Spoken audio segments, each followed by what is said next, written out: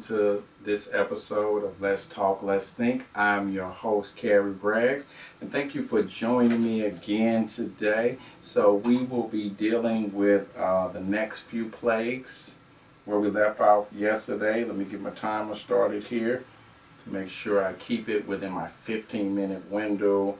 You know, I don't want to try to put too much out there at once. I want us to be able to digest it. So remember, keep your Bible, a notepad and pencil pen handy so you can write down notes as you go along. If you have any questions, leave them in the comments section, and just things like that. So just encourage you to stay vigilant within that. So yesterday we left off on the third plague, and we talked about how the gnats, when Moses and Aaron came forth with the gnats, that the magicians couldn't reduplicate that, and they told Pharaoh, "Hey man, this is the finger of God, so we need to sit still." So in chapter 8, verse 18 and 19, it said, "The magicians tried with their secret arts to bring forth gnats, but they could not. So there were gnats on man and beast. Then the magician said to Pharaoh, 'This is the finger of God.' But Pharaoh's heart was hardened, and he did not listen to them as the Lord said." So once again, the magicians are saying, "Hey, this is as far as we can go. This is not a sideshow trick. This is the real deal. This is God. We recognize when something real is happening, and it can't just be tricks and sorceries and things like that." And so, we think to ourselves that should have been a reality check. But we have to remember our mindset and heart set. Over the years, we have been taught certain things. We have been raised certain kind of ways. And it's like, no matter how detrimental it may be to our lives or affecting the way we raise our children, a lot of times we just like, hey, that's what worked with me, and that's how I was raised, and and this is how I've always done it, to where it's hard for us to change our mindset or heart set within that. So I can't be so judgmental and go forth and be like, "Man, you seeing all this happening, if that was me, I would blah blah blah." But that's not true. You just never know what's going on within those situations. And so once again, he is the leader of a nation. And as I said, he has his gods he worships, and he considers himself a god, in the same respect as well. So publicly, he's looking at it like, I'm not getting ready to bow down and all of these things, and I'm going to look weak in front of my people, and all of these different things. And you just think of it. If the slaves were let free, there goes their economy, there goes all of these different things. And so I understand his hardened heart. But then I'm just going to throw this out here. I wonder how things would have gone if he would have let the people go. I just wonder how things would have gone if he would have let the people go. Maybe he would have let them go, and then, and I'm just talking here. I don't want anybody to say, "Oh, well, Brother Bragg said." No, you got to open your ears. I'm just speculating here, and I'm telling you, this is me. Maybe if he had let them go and they would have went out and worshiped or whatever, God may have made it a new situation to where, okay, if we come back, we're not getting ready to be slaves. We need to be paid a good wage. We need to be treated as good citizens. You just never know. You just never know how things would have gone differently had he softened his heart and saw things in a different light. That could have happened. And I'm just pointing that out to let people know that you just never know how God is going to work within your life if you are willing and you humble yourself. And all of this with Pharaoh was all about pride. It was all about pride. He wouldn't humble himself and listen to God. And so now before they go to the next plague, it was very interesting that there was a distinction made here. And so we're going to read chapter 20. Verse 20. So we're still in chapter 8, verse 20. It says, "Now the Lord said to Moses, Rise up early in the morning and present yourself before Pharaoh as he comes out to the water. And say to him, Thus says the Lord, Let my people go that they may serve me.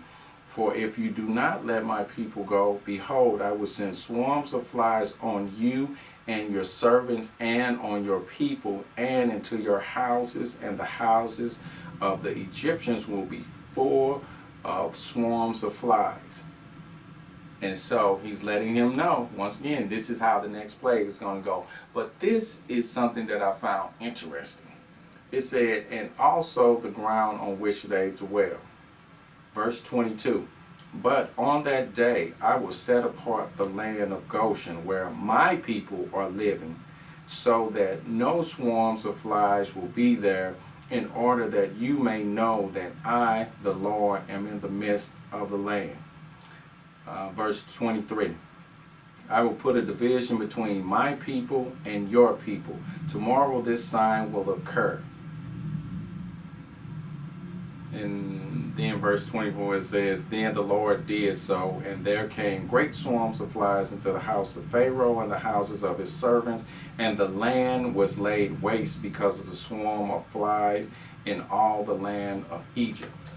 And so that's interesting within this. So that is God truly showing that he is in control. So he said, since you're not listening, I'm going to up the ante a little bit. So not only am I going to send this plague, but it's only going to affect you and your people. My people, they're going to be good. None of these things are going to happen. So you just think about that. If you're sitting up in one half of your neighborhood, you're sitting there and there is nothing going on. Everything is fine. The sun is shining, everything is beautiful. And then you look, a few blocks down the street or whatever, and you just see flies everywhere, and all these things going on, and you sitting there like, wow, now the average person is going to understand that's the finger of God, like the magician said, because there is no way that you will ever see something like that where the flies are all over there, and then all of a sudden they're like, we don't go past this. This is as far as we go. And so he made that distinction to up the ante a little bit, to say, okay, you think that Moses and Aaron are faking, they trying to publicly humiliate you, and that you're in charge and you're a God yourself and all these other things. Okay, so now I'm going to make it to where you can see it's only affecting you and your people. And he still would not let him go. But then, as he kept doing, he would ask Moses, hey, could you talk to your God and tell him to call off the flies and call off this, that, and the other. And then as soon as Moses would do that, then it says he will harden his heart. So that's what he did here again. Moses called off the flies. And then in verse 32 it says, but Pharaoh hardened his heart this time also, and he did not let the people go. So now we're on to plague number 5. You know what I'm saying? If we do not learn from our mistakes, we are doomed to repeat them again. And that's exactly what our friend has going on here.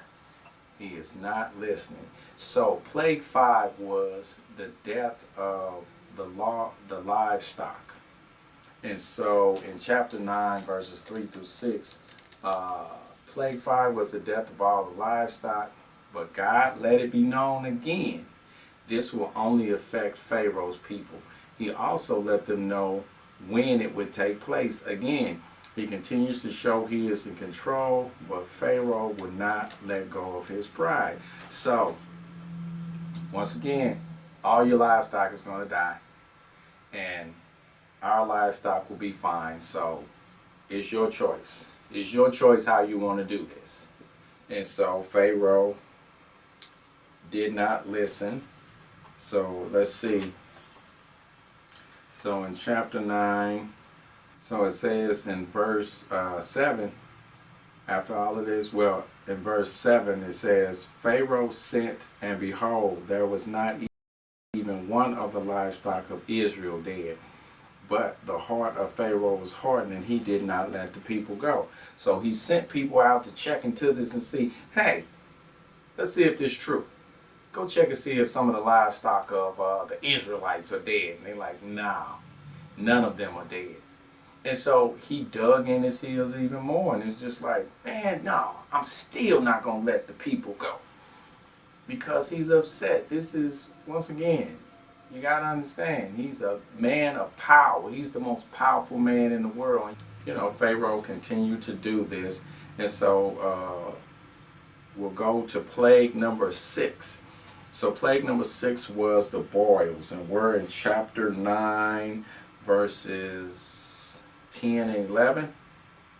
Where God told Moses to throw soot in the air, and boils came upon the people and their animals. Golly. Man, it's getting severe, and it's like, man, you and the animals got the boils on you? And so it says, Pharaoh still said no. All the magicians were afflicted with boils and could not stand before Moses either. So that's pretty interesting, because even though they were not able to match what Moses and Aaron were doing at the time, they still were coming out standing with Pharaoh. So they still standing with him in a united front. But it says this time that they couldn't even come out, because they were covered in boils and things like that. And so in verse 10 it says, so they took soot from the kiln and stood before Pharaoh, and Moses threw it toward the sky, and it became boils, breaking out with sores on man and beast. Verse 11, the magicians could not stand before Moses because of the boils, for the boils were on the magicians as well as all the Egyptians. And verse 12, and the Lord hardened Pharaoh's heart, and he did not listen to them, just as the Lord had spoken to Moses. So we're going to end right there today with plague number 6 with the boils. But something I just want us to focus on today was the fact that God went up a level, and he made a distinction between the Egyptians and the Israelites. And he said, hey, just to let you know, you're the only one who is going to be affected by this. And as I said, you just think about this when you look at things out in the world and you say, hey, man, everybody's affected over that way, but we're fine. Nothing but the the hand of God. And we have to pay attention to those things, especially right now. So, excuse me. So I encourage you at this time to truly spend time in prayer and spend time in your word, because now is the time to cultivate that relationship with you and God, so you can learn how to understand how things look when God is in control, and how to operate in your lives with God being in control and you taking your hands off of the wheel and allowing him to guide. You know, we have to grow in that. That's not something that just happens, because just like with Pharaoh, he wouldn't change his heart and mind. We all have to go through that transformation as well, for us to be able to trust God and believe in God and understand when God is in control. And so now is that time to grow in that relationship, and I hope these videos will help you grow in those areas. So that's the end of the videos today. I hope you will join me tomorrow, where we will hopefully be able to wrap up with the last 4, and be able to give some closing thoughts to what's what at this time, for us to be able to understand that God is in control. And so I will see you tomorrow. Please make sure you continue to tune in. I'm your host, Carrie Braggs, and remember, this is Let's Talk, Let's Think. Have a blessed day.